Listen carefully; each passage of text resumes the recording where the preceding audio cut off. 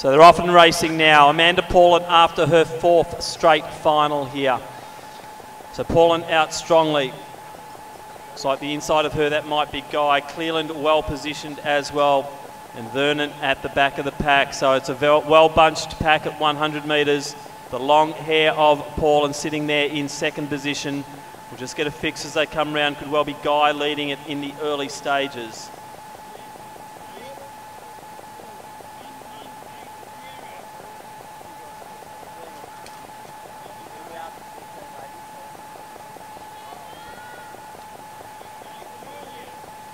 So Erin Rayner leads.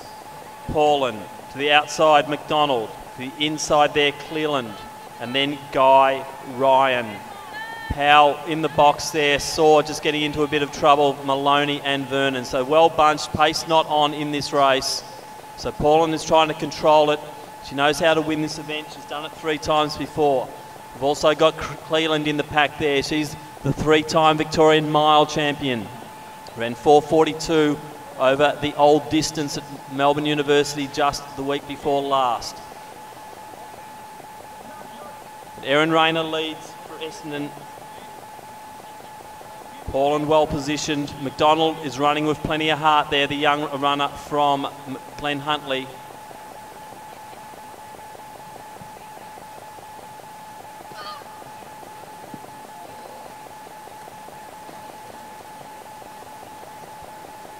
So this slow early pace is certainly going to suit Anna Saw as well. As we witnessed earlier, she was in the 800 metres, ran a very good heat of the 15 last night. So Anna Saw will be enjoying this slow early pace. Courtney Powell goes to the outside now, starting to make a move and starting to lift the pace. So Powell moves away to that front pack. Rayner still leading. 2 laps to go.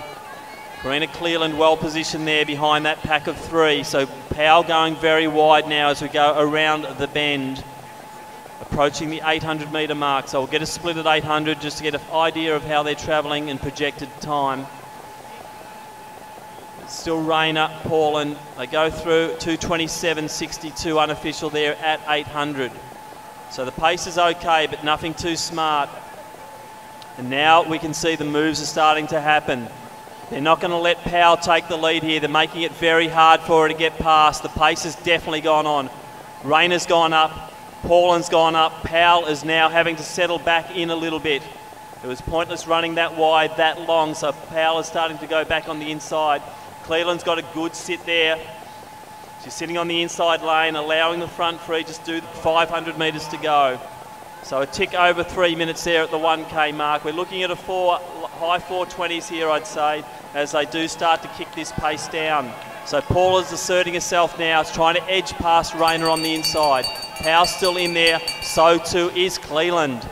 Little gap back then to Guy, and the rest we think will be history. So Paulin's made the big move now. It looks impressive. Has Cleland got the legs to go with her?